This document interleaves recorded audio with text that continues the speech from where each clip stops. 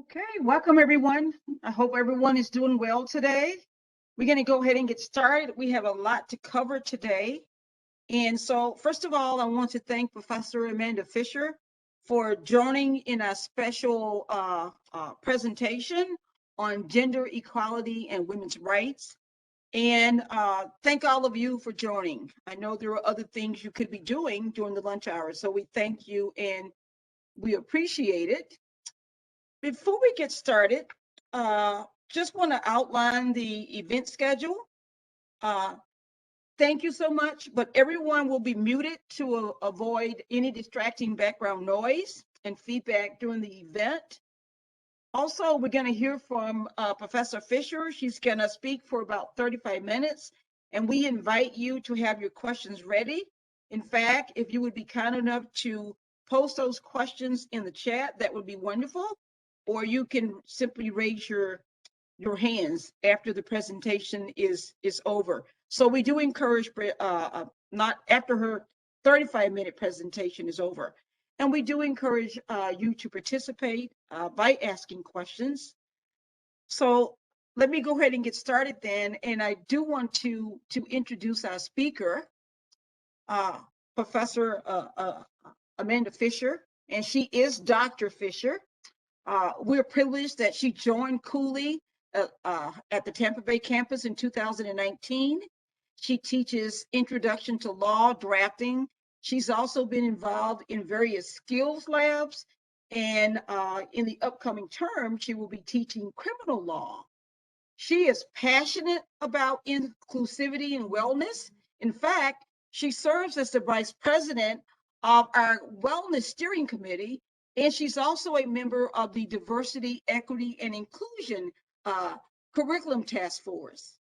She has a PhD in criminology, law, and society from the University of California, Irvine, and her research focused on gendered stigma in the legal profession, identity theory, and critical feminist theories. She's also written on this topic. Some of the articles: New Beginnings, a Feminist Evaluation of the Modern Legal Profession, Convergent Roles, How the Pandemic Has Caused an Identity Crisis for Mothers. She's also written an article, Progress in the Time of COVID-19, Reconsidering Gender Equity in the Legal Profession, and episode 21, How Mothers Esquire is Changing the Conversation for Women in Law. And so at this time, it's my honor and privilege to present to you Professor Amanda Fisher, Dr. Amanda Fisher. Thank you so much, Professor Moore, and everyone for being here. I'm very excited to be here with you all today. I'm looking forward to our conversation, particularly after the presentation is over. And naturally, being a professor, I'm going to start by giving you a short assignment. So in a moment, you will hopefully see on my screen share a Mentimeter question. Now, the way this works is that you go to www.menti.com and you plug in this code 8346-9409. And there you can answer my question. And answers will pop up on the screen. However, this is completely anonymous. So whatever you say will not be attributed to you on the screen nor in the background. So I'll never know what anybody says. But I'd like to take a moment and think about what success means to each of you.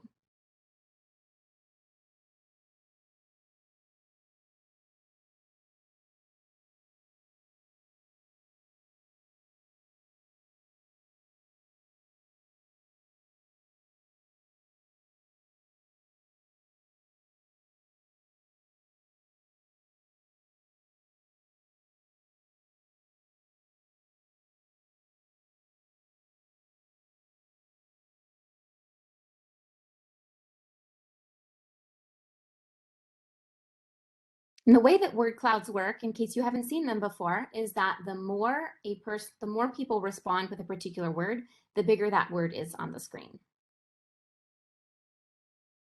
So we have a few answers coming in. It looks like for a lot of people, satisfaction is perhaps the #1 way that they will find success, accomplishment, happiness, peace, balance, equity, family, contentedness. Okay, these are all great ways to describe success. Excellence in your field, being heard, that's a good one. Healthy, happy.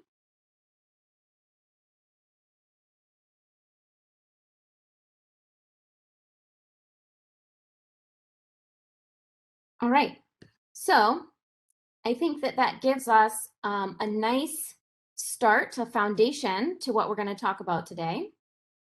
So now I'm going to share another screen with you all, and we're going to dive right in. All right. So we're going to have a conversation today. We're going to talk a little bit about how far we've come and a little bit about how far we still have to go. So I've done a lot of research into this area recently.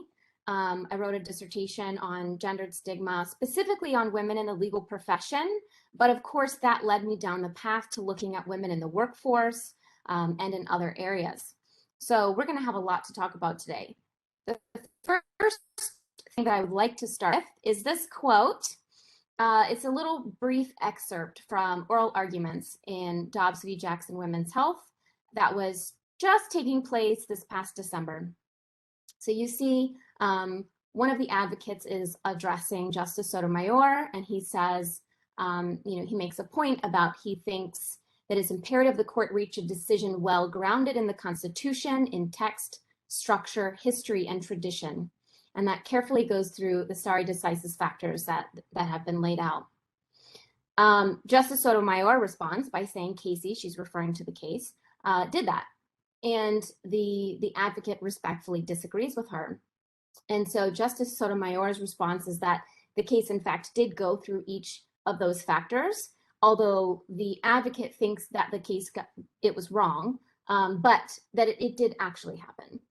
And so I start with this exchange for a couple of reasons. The first area that drew me into this was this first paragraph about things that are well grounded in the Constitution, in text, structure, history, and tradition.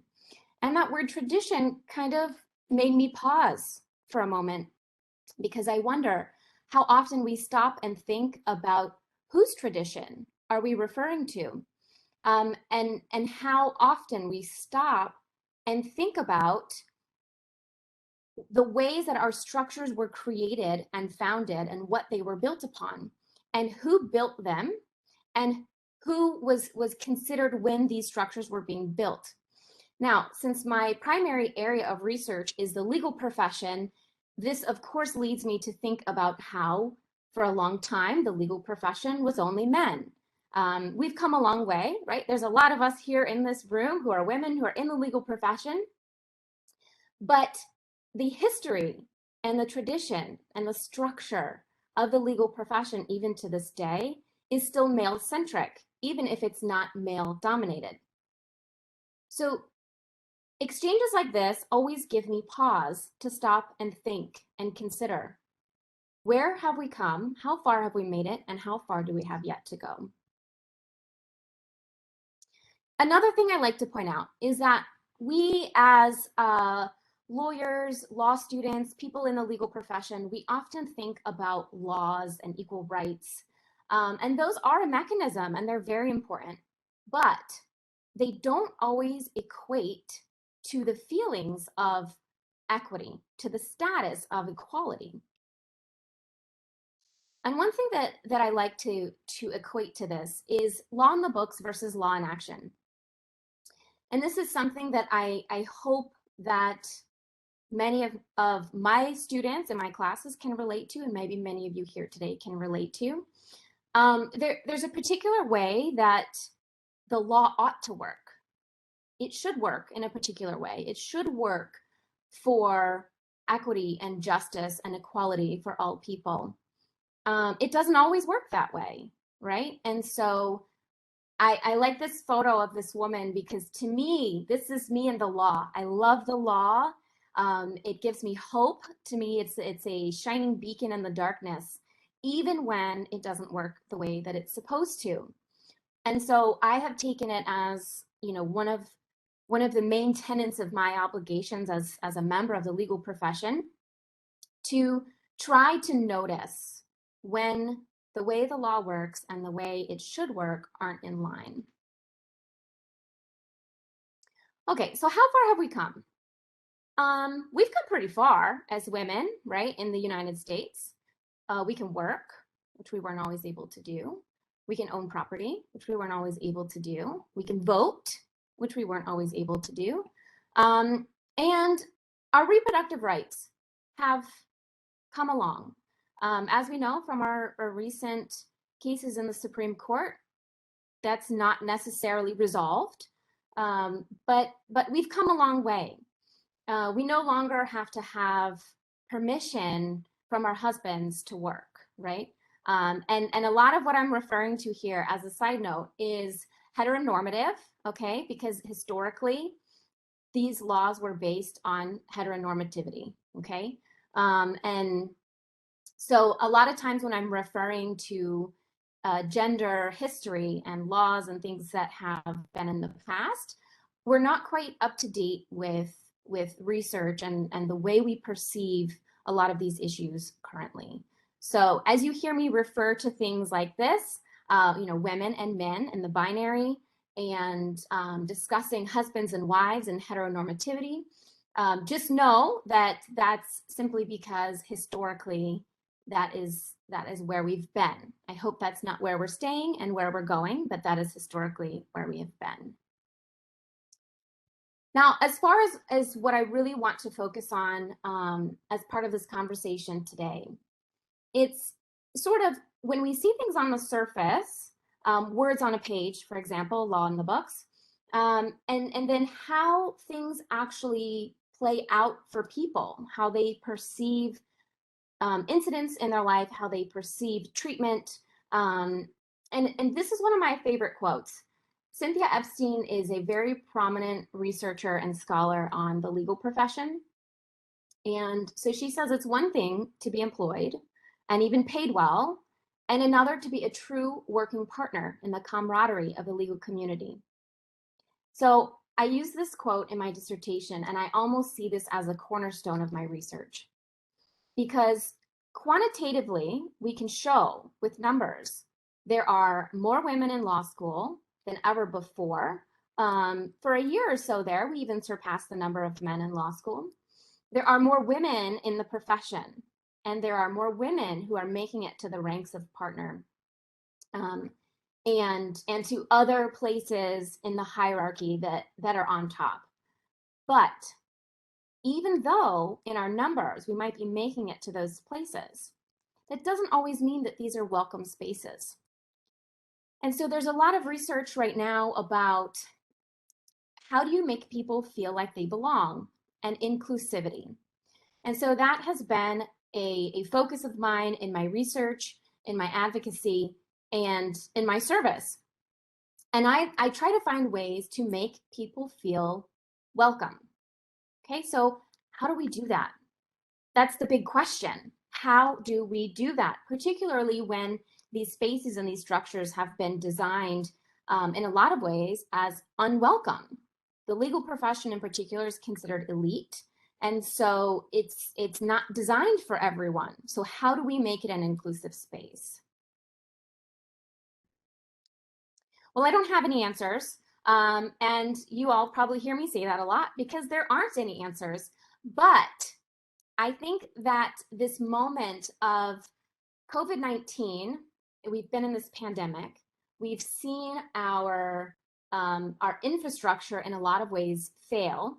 And we know that because there was a huge exodus of women from the workforce because in order to take care of families, children, loved ones, ailing parents, people had to make decisions. Do I continue to work or do I take care of my family? And those are not easy decisions. And I say that from a place of privilege because I didn't lose my job. I was able to work online for about 2 years now. And for a while there, when childcare was completely shut down, I was able to continue to do that with my toddler underfoot. However, not everyone is that lucky. And so I recognize that. And to me, that means that we have to look towards building a stronger infrastructure to make sure that this doesn't happen again. So just this morning, I got an email. I get these news emails that give me recent headlines and recent articles so I can go through them. And the one that came through this morning was, what do women want at work? It's not just better pay, study finds. Okay.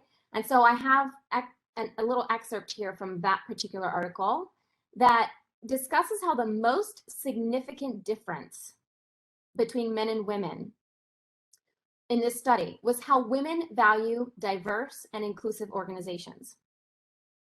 So this was the fifth most important factor to women behind greater stability and job security. Just over half of women said this was very important to them in considering a new job. Comparatively, about a third of the men said this was very important in weighing their decision to take a job, according to this survey. So to me, in reading this, with the research I've done, I'm not surprised at all, right? Because women in the workforce are relatively new. We think back to World War II and how women were welcomed into the workforce while the men were away at war fighting for the country. But what happened when the men came home? Well, women were expected to return to the home, return to their domestic sphere, return to their caretaking obligations, and get, quote, back to normal, right? And we're hearing that a lot now in this, I don't want to say post-COVID, because COVID is still here, but as we try to navigate a new normal in this COVID era that we are in, a lot of times we talk about returning to normal. But I challenge you all to think about, what does normal mean? What was normal before? What is normal now? What should be normal? Okay, so I have another headline here that talks about the January jobs report and how it wasn't great for women. So we had this mass exodus from the workforce when everything shut down. We had no childcare, and a lot of women have returned to the workforce since then, but we're not out of the woods. And so in this article, and both of these are on the Washington Post, by the way, it says the gender divide in recovery points to long-standing structural inequities. Long-standing structural inequities. It didn't take much for women to sort of be displaced back several decades from the progress that we had made. And so this other quote that I pulled from this second article talks about how there have always been women, and particularly women of color, poor women and immigrant women in the labor force. The modern workplace developed during a time when our society emphasized separate spheres for women and men. With women shouldering the burdens of domestic life, men were expected to focus entirely on work. And that ideal worker image, the person who puts in face time with the managers and long hours at their desk, has been hard to shake, even as the Great Resignation has spurred employers to rethink the way their companies are structured. So we do see a little bit of reimagining, a little bit of renegotiating roles and what a workplace expects from its employers. And of course, I think in particular in the legal profession, the pandemic shook some of the basic tenets that the profession was built on, right? The billable hour. We think about how many hours you have to put in the office in order to meet a billable hours requirement. But we just saw over the last 2 years that you don't actually have to be in the office all the time to put in those billable hours. You can bill hours at home. And just because someone is at home doesn't mean that they're not working. So we're seeing a shift here. We're seeing an opportunity here for people and places to create a new normal.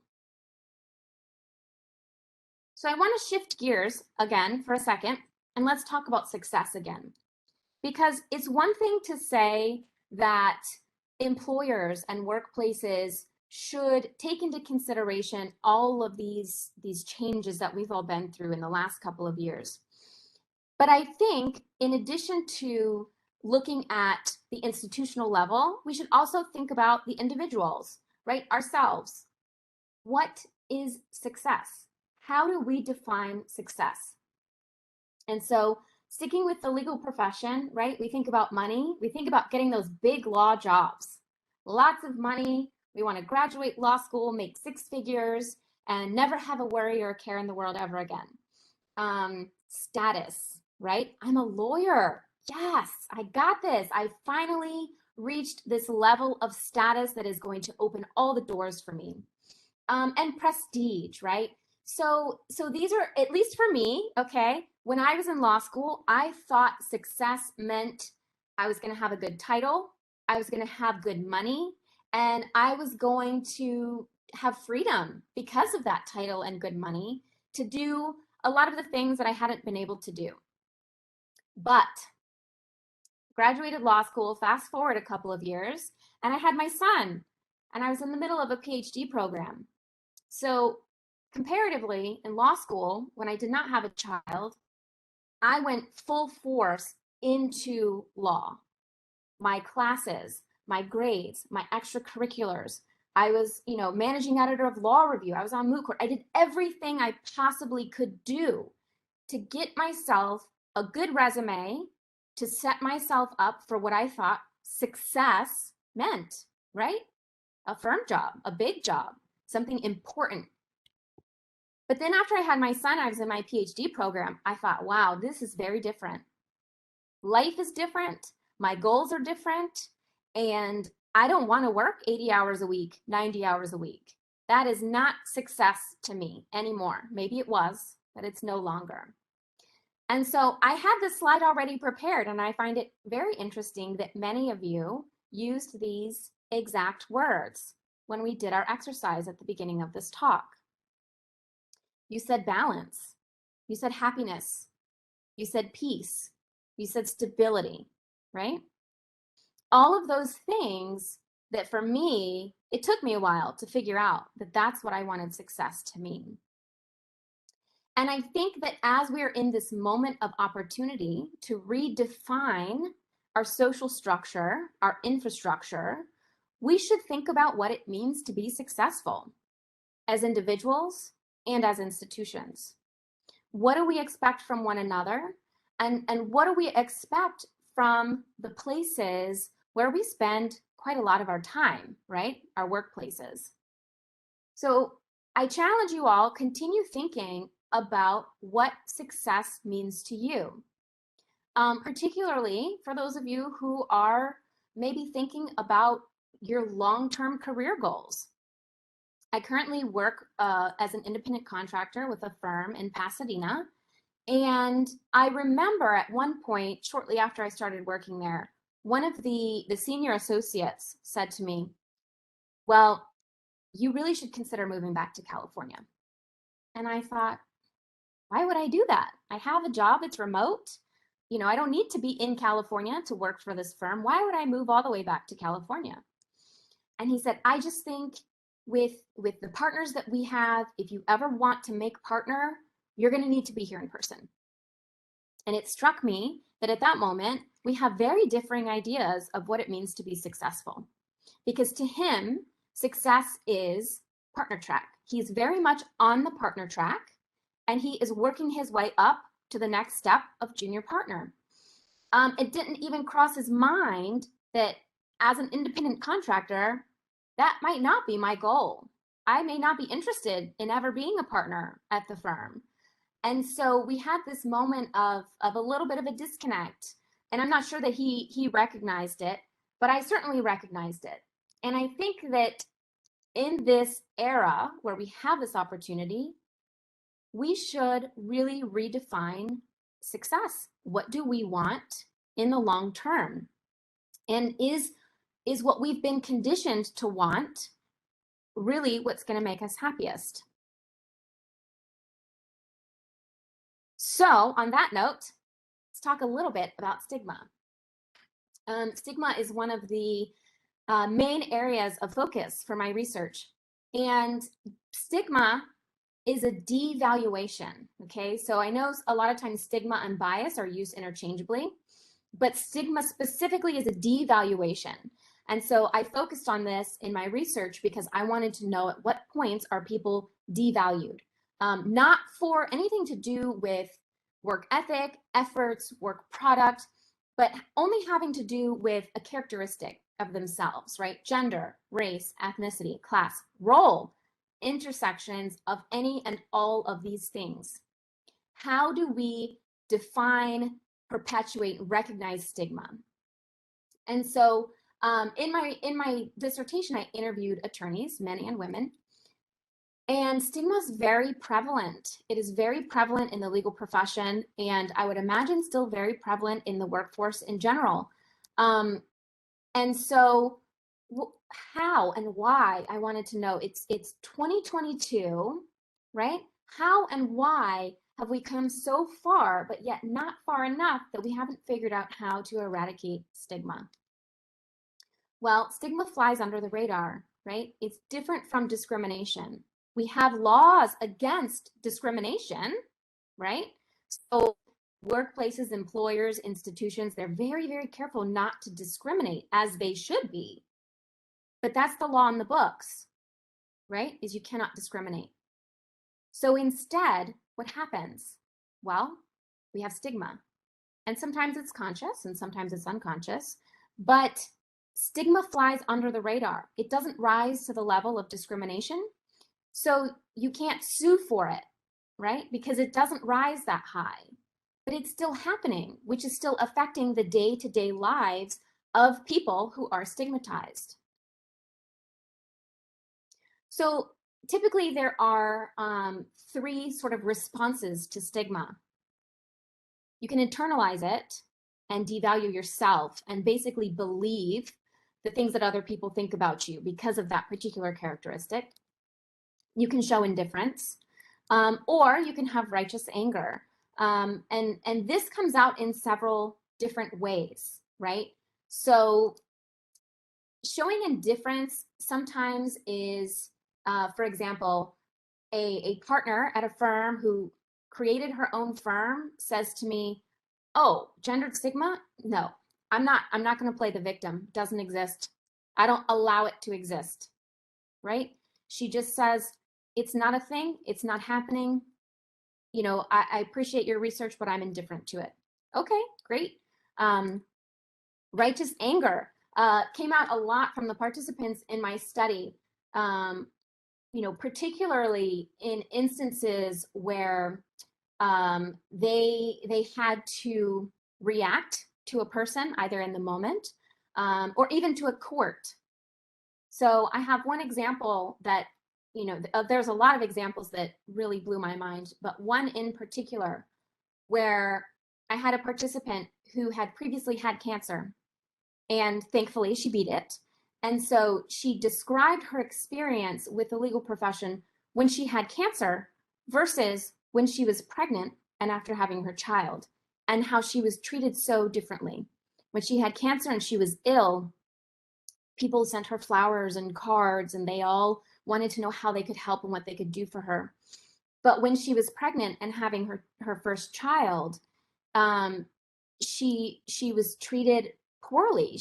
People would make snide comments to her about, well, if you even come back to work, you know, after having a child, you might just, lawyering's not so important. You're a woman, and you probably are just going to want to stay home. And so that made her angry. She ended up creating her own firm. She left the firm life completely. She said, "I'm going out on my own." Many of my participants left firm life to pursue small or solo practice.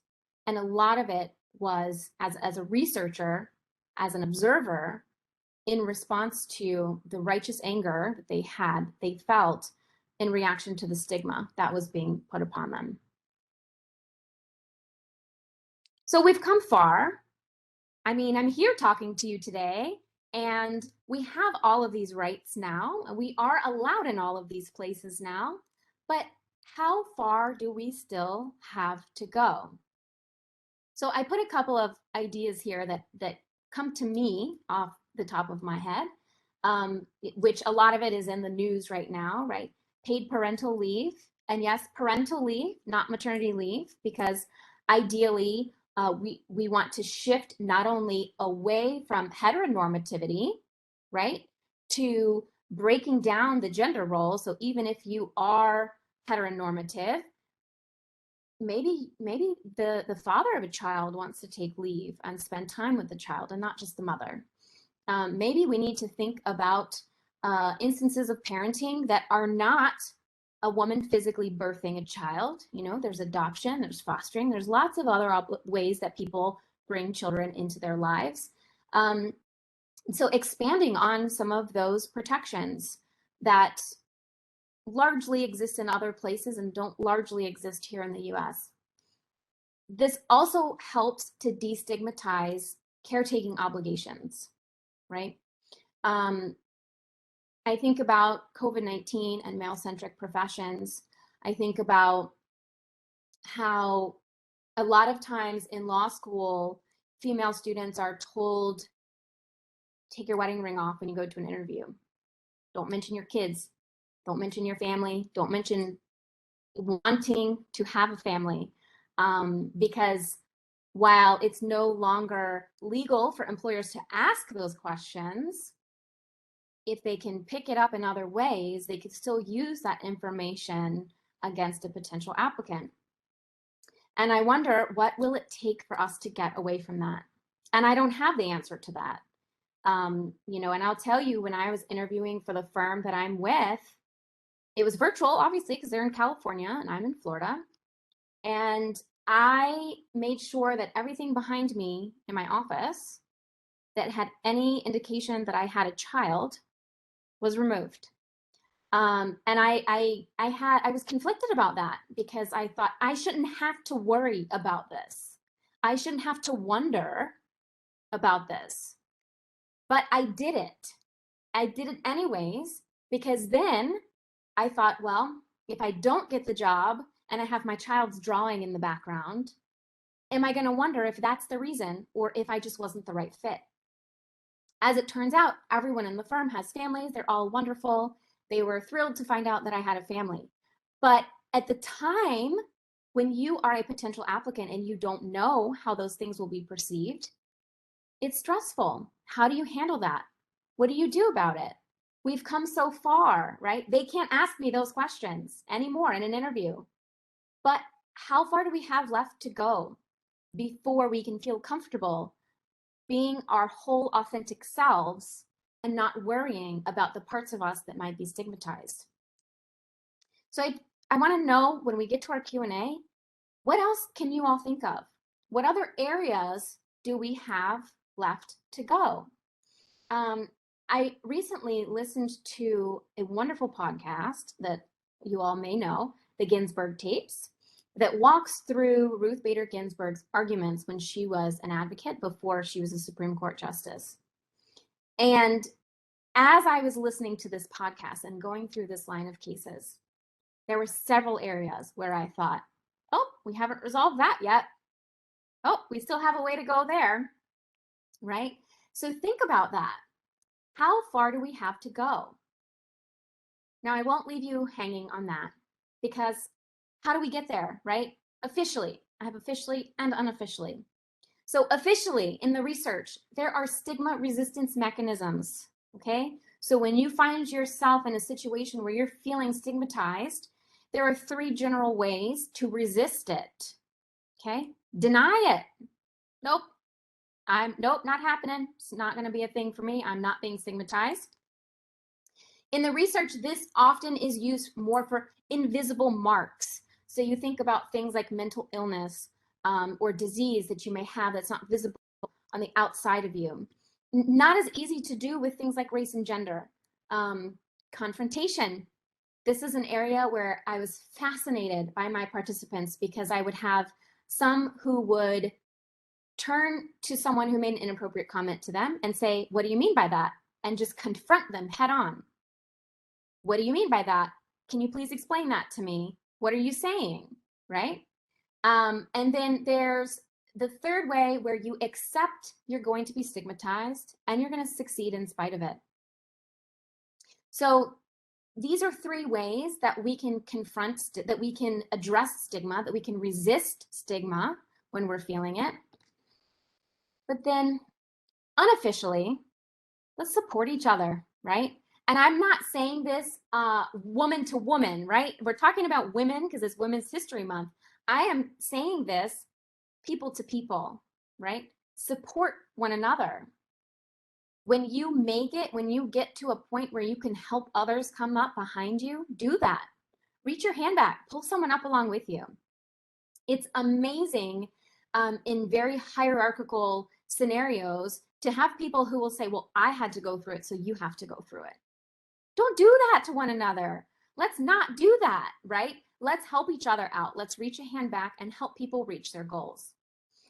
And to that same token, be conscious of spaces you're in and privilege that you have, right? And leverage that when you can to help others. Remember that you deserve to define your own success. I don't have to want to make partner. I can be a lawyer and not want to make partner because quite frankly, I would much rather be in the classroom than in the courtroom. So to me, success is not becoming partner, even though when I was in law school, I was conditioned to believe that that's what I was working for. But that's not what I want. That's not what makes me happy. And then finally, one more quote from the same oral argument, several pages down later, but in the same section of the argument. Justice Sotomayor had been interrupted. And so finally, after back and forth between the advocate and some of the male justices, she says, "May I finish my inquiry?"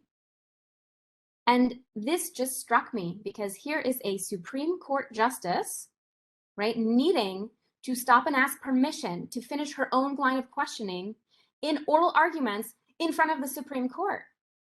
Now, I've never been in front of the Supreme Court, but I've done moot court, and that was scary enough. I never would have interrupted the judges, and I absolutely would have been on my best behavior to be mindful in case anyone had gotten cut off to try to go back to that person and make sure their question had been answered. And so it's December 2021 when this happened. And this is a woman who, by all definitions of success, right, has made it. She is on the highest court in our country, and she's incredibly smart and talented, and yet she's asking if she can finish her inquiry because she'd been interrupted. So as we go forward, I hope that I remember and that all of you remember to circle back, to request that somebody answer the question that we have, that we don't let it go, and that we're always looking for opportunity to help one another along the way and to improve the situation for all of us, not just women, not just men, not just the binary, everyone. Let's all work together towards a better future.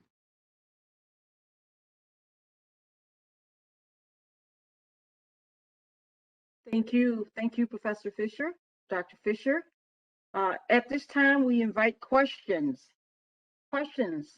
If you like to ask the question, if you could raise your hand, that would be wonderful. Or you can post a question in the chat. While we're waiting to get questions, I have a couple of questions, Professor Fisher, if you wouldn't mind. So you spent a lot of time talking about COVID-19 and how thousands of women left the workforce because of childcare. Well, how do we achieve gender equality when these women left the workforce because they simply could not afford childcare? It's too expensive. But at the same time, the people who actually do that work mostly are women, and they don't get paid enough themselves to continue to do that type of work. So they're staying at home too. So how do we resolve that dilemma? That's a great question. And another podcast, I've been into podcasts lately. I don't know. Another podcast I listened to recently is called no one is coming to save us. And it is all about the childcare crisis in the United States. And so I'm relying on the research of others in my response to your question. But we need to have sort of a total system makeover here.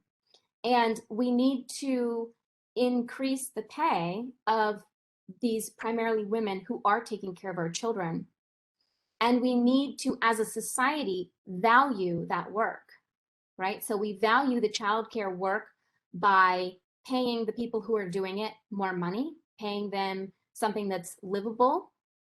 And then also the other piece to the structure is that we need to value women's place in the workforce. Because when, as a society, we don't value the place in the workforce, it's easier to say, I don't feel like I belong here. I'm going to stay home and raise my child, even if that's not what somebody wants. So I imagine a future where we have an actual choice in that regard, where it's not a balancing of, can I afford to work and pay childcare? It's, what do I want for myself and my family? Do I want to stay home and raise my children? If so, fantastic, great, do that. Do I want to work outside the home? If so, great, fantastic, do that. But it's going to take a complete shift in our infrastructure. And the interesting part I found about that podcast in particular was that it talked about other countries and how other countries have subsidized childcare, and that in particular, their economies have benefited because more women in the workforce means they're generating more taxes. And so where I think historically in our country, we view it as a strain on the system if we have government subsidized childcare. Although we've done it before, because during World War II, we had the Lanham Act and there was government subsidized childcare. But when the war ended and the men came home, we didn't prioritize that anymore as a society. So I think there are lots of ways that we can get to that point, but we have to continuously question and think about our most basic values as a society. Thank you. I appreciate that. D. McGrath, see that he has his hand up. Thank you so much for joining us. My pleasure. I apologize. I was a little late. I had a meeting that ran a little long. Well, first, I really want to thank Dr. Fisher for her excellent presentation in celebration of Women's History Month. I really appreciate your analysis and your willingness to look past sex and gender, and especially during Women's History Month, and challenging heteronormativity. I really appreciate that. So you're not just expanding the conversation, but you're doing exactly what you ask us to do in your call for action. You're supporting one another and trying to help others while you're furthering the idea of equality and equity, not just for women, but for everybody. So I wanted to thank you for that. I don't really have a question. I just wanted to bring some lavish praise on you for a great presentation. Thank you. Thank you, President McGrath. Okay, Professor Cooney, did I see your hand up? Yeah, but it was an accident. I was trying to give a thumbs up to Dean McGrath's comment. Too late. You have to ask a question now. Well, I'll ask Professor Fisher. I could ask her if she prefers professor or doctor, but I'm just going to call her Dr. Professor. I guess, you did share something with us about that interview experience and trying to kind of hide a part of who you are during the interview, which we think, an interview, we're trying to share who we are with a potential employer. And yet at the same time, you felt like you were in a situation where you're trying to kind of hide an important part of who you are. Are there any other experiences that you can think of, maybe even in law school, when you felt like you were being conditioned to define success in a particular way, and maybe even a way that kind of fit into more of a male-centric outlook on the world? Yes, several instances, but one that I think was formative for me was my experience with moot court in a way, because we were told as women, we should be in skirt suits. And several of us kind of were like, what do you mean? It's, 2014 or whenever that was, 13. Why do we need to be in skirt suits? And the comment was, look, I understand. And this was from a woman. And she said, I understand. I'm with you. Like, I am not about having to wear a skirt suit.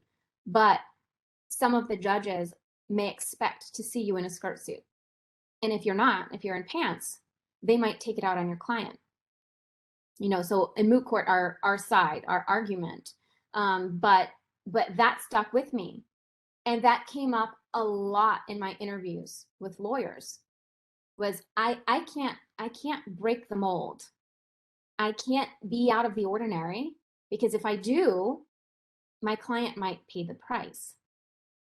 And so another thing still related to appearance was the expectation that women wear heels. Now, Mark, I don't know if you've ever worn a pair of heels, but they're very uncomfortable. And I don't know, some women do like to wear them. Great. But I don't know many women who would prefer to give up that choice of what kind of footwear to wear.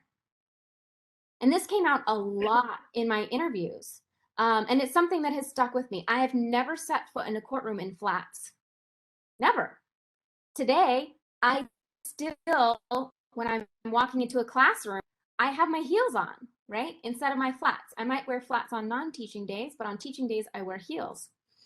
And this sort of came full circle during my interviews, because a lot of women talked about physical stature and how, for me, for example, I'm 5'8", so I'm tall for a woman. When I put heels on, I can be eye level with most men.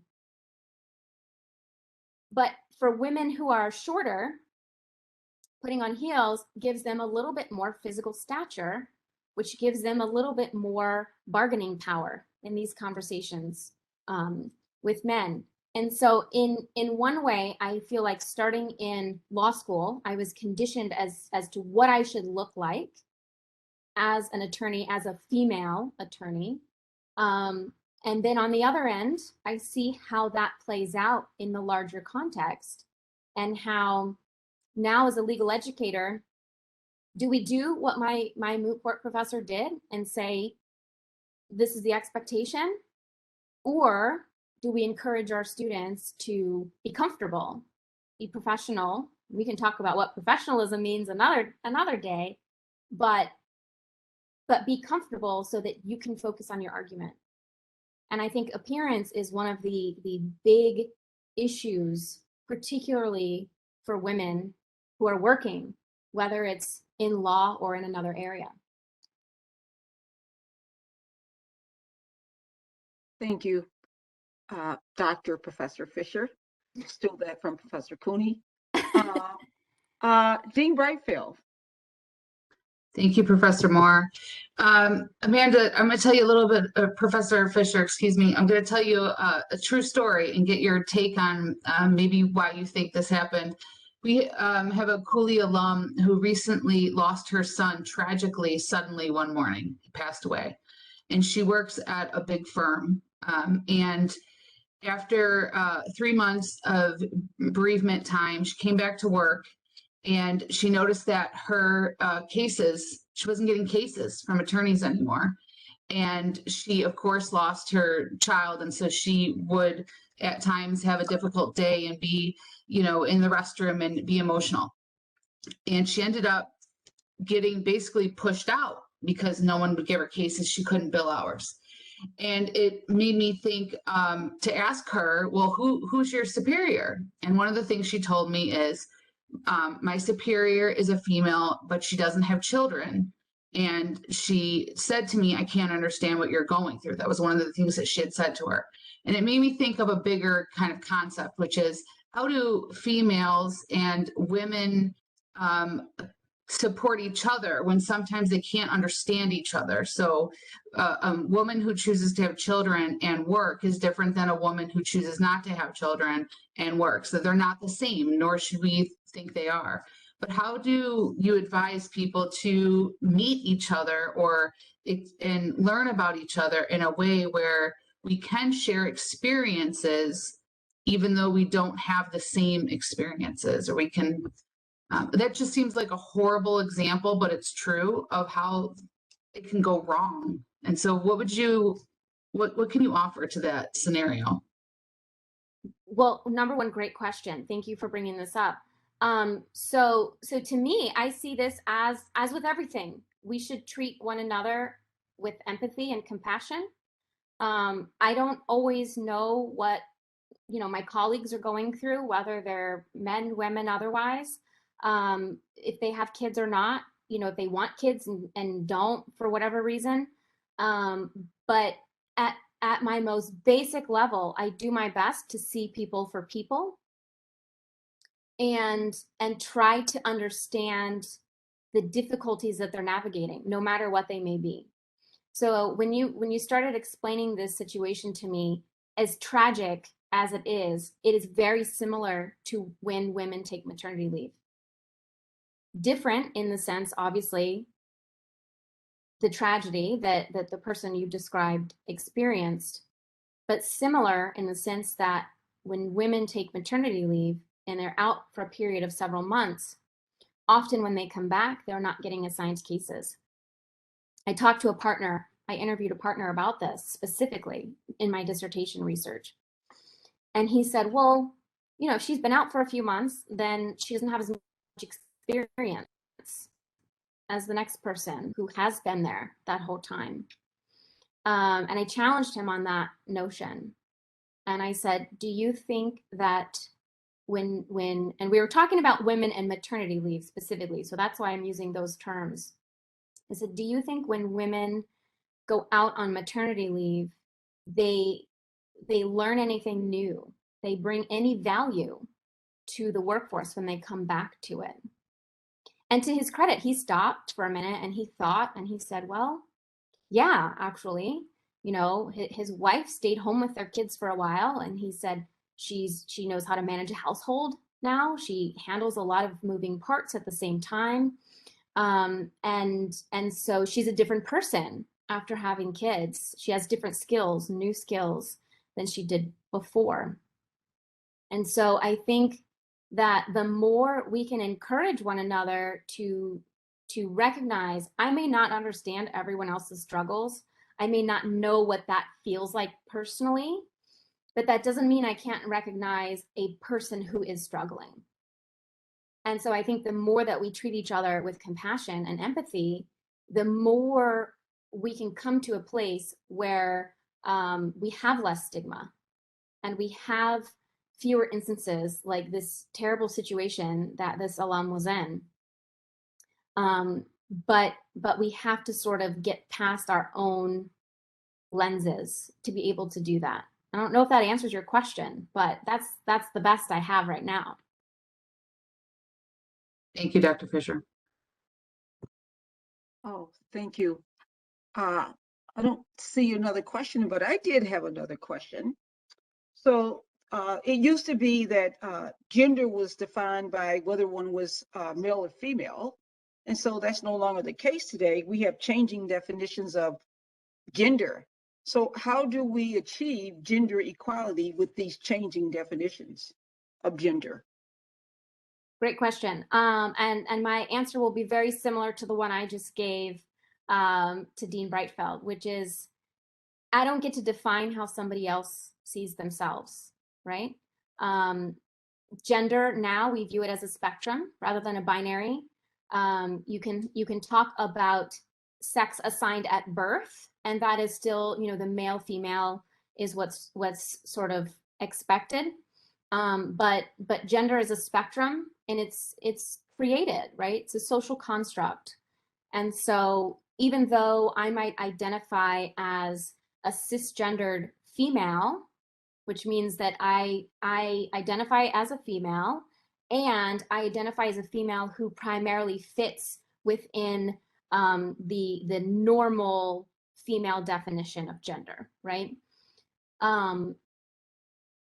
That there's still a spectrum, right? Because despite the fact that when I go to job interviews or go to work, I have makeup on and my hair done, I don't prefer to do those things, right? On the weekends, I prefer to be in jeans and a t-shirt and not be as feminine as maybe, you know, a friend or a colleague who likes to dress up all the time.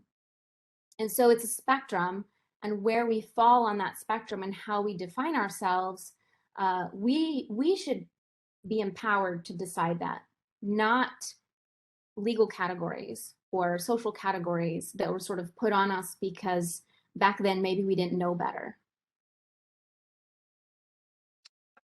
Thank you. I appreciate that. Any other questions, comments?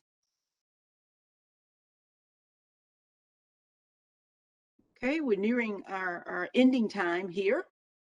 So I do want to take this opportunity to thank you again, Dean McGrath, for joining us. We realize that you're busy, and we appreciate your business because we know that you are working diligently on behalf of our school, so we understand that, but we do appreciate you joining us. And Dr. Fisher, Professor Fisher, thank you. Got a lot of good information there.